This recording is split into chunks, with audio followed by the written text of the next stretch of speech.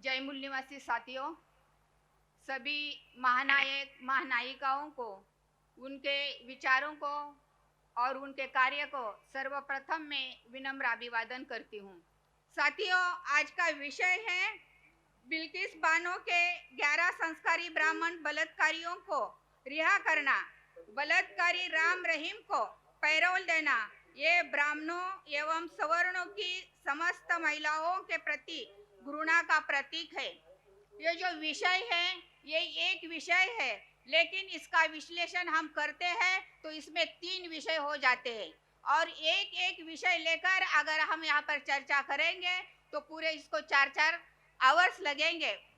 एक है कि बिल्किस बानो का विषय, दूसरा है राम रहीम का विषय, और इस देश में जो चल रहा है ये महिलाओं के प्रति घृणा है।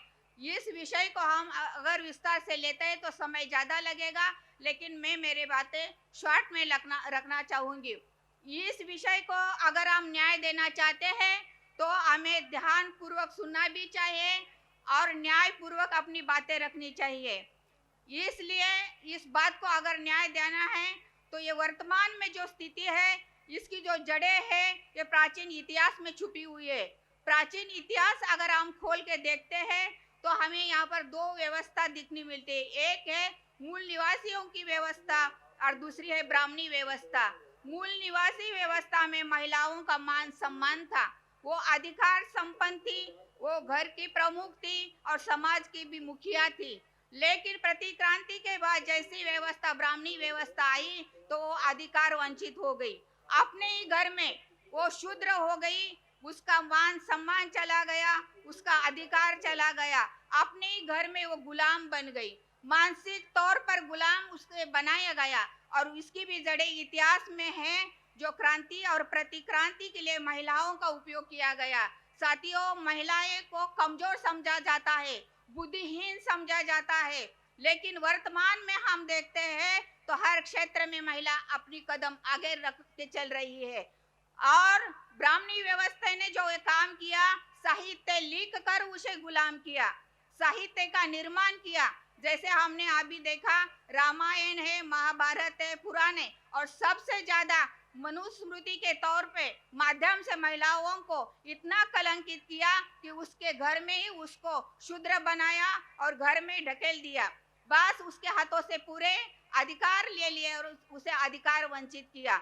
जैसे हम बिल्किस बानो को उदाहरण आज वर्तमान में देखते हैं, मैम ने अभी बताया आपको, जैसे वो 5 महीने की गर्भवती थी, उम्र से भी कम थी, उसके ऊपर बलात्कार हुआ, उसका शोषण हुआ, उसके ऊपर अत्याचार हुआ, और जो आरोपी थे उन्हें 15 अगस्त के तौर पर प्रेसिडेंट के पावर से जो गुनहगार थे, आरोपी थे, उनकी सजा कम करके निर्दोष छोड़ दिया उन्हें, और हम लोग उसके लिए कुछ भी नहीं कर पाए।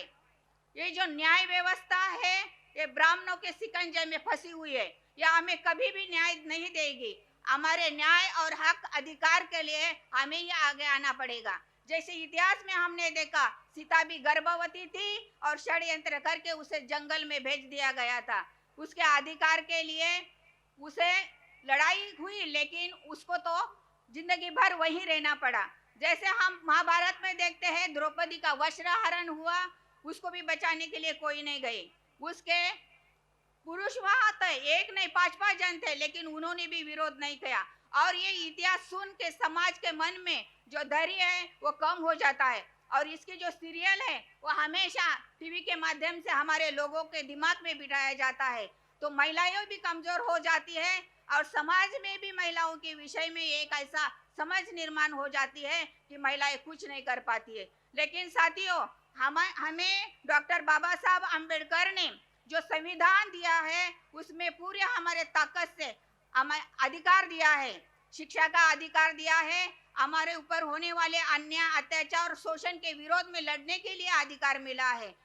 महात्मा फुले, सावित्री माई फुले ने हमें शिक्षा का अधिकार दिया है, जो संविधान के माध्यम से बाबा साहब ने हमें वो बहाल किया है।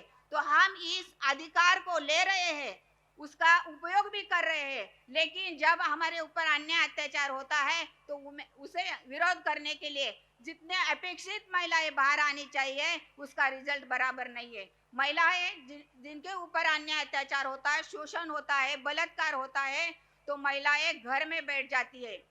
वो सोचती है कि मैं अकेली लड़ाई लड़ूंगी तो वो मेरे विरोध में जाएगा और मैं कुछ नहीं कर पाऊंगी, और वो सहती रहती है। लेकिन अगर हम सभी महिला संगठित हो जाएंगे तो इस लड़ाई को, इस संघर्ष को हम जीत सकते हैं।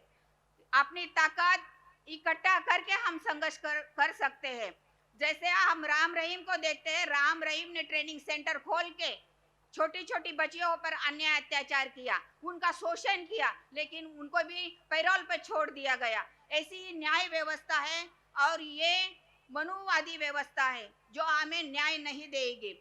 और हम देखते हैं बिल्किस बानो के जो 11 संस्कारी ब्राह्मण कहते हैं, क्योंकि वो खुद को संस्कारी बहुत मानते हैं, सब व्यवस्था में आगे मानते हैं, एजुकेटेड मानते हैं। तो इन संस्कारी ब्राह्मणों ने क्या किया, सब उनको तो रिहा कर दिया, लेकिन उसके भी बाद जो शर्मनाक बात है और दर्द देने वाली बात है, घृणास्पद बात है, वो ये बात है कि उनको छोड़ने के बाद आनंदोत्सव माना गया, मिठाई बांटी गई, लोगों ने उनके पैर छुए। ऐसे ये आरोपी आज समाज में आएंगे, सर ऊंचा करके समाज में यहाँ वहाँ घूमेंगे। इतना ही नहीं तो वो चुनाव में भी जीत के आएंगे। इतना ही नहीं तो हमारी देश की व्यवस्था में भी आ सकते हैं और देश की व्यवस्था भी चलाएंगे। क्या हम ये सब खुली आंखों से देखेंगे? क्या यह अन्याय अत्याचार हम सहन पाएंगे? इसके लिए हमें उठ के खड़ा रहना होगा।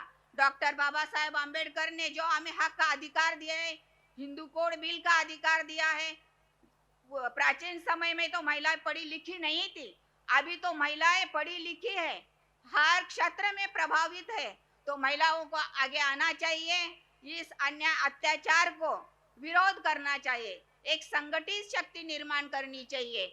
यहाँ पर जो यूनिटी ऑफ मूल निवासी का संघ है, यहाँ पर महिलाओं का 50% सहभाग होना बहुत जरूरी है। महिलाएं यहाँ पर आ सकती है, अपनी ताकत बढ़ा सकती है और अपने ऊपर होने वाले अन्याय अत्याचार और शोषण के विरोध में आवाज उठा सकती है। आप ऐसे करोगे ऐसी मैं आशा रखती हूँ। समय कम है और नंदा नाटेकर मैडम जो दादर में एक प्रोग्राम हुआ था जो बहुत बढ़िया हुआ था, वहाँ पर भी हमारे अध्यक्षता मैडम को समय कम मिला था। समय को ध्यान में रखते हुए मैं अपने वाणी को विराम देती हूँ। जय मूल निवासी, जय भारत, जय संविधान। आयोजकों ने मुझे यहाँ पर अपनी बात रखने का मौका दिया, बहुत बहुत धन्यवाद, आभारी।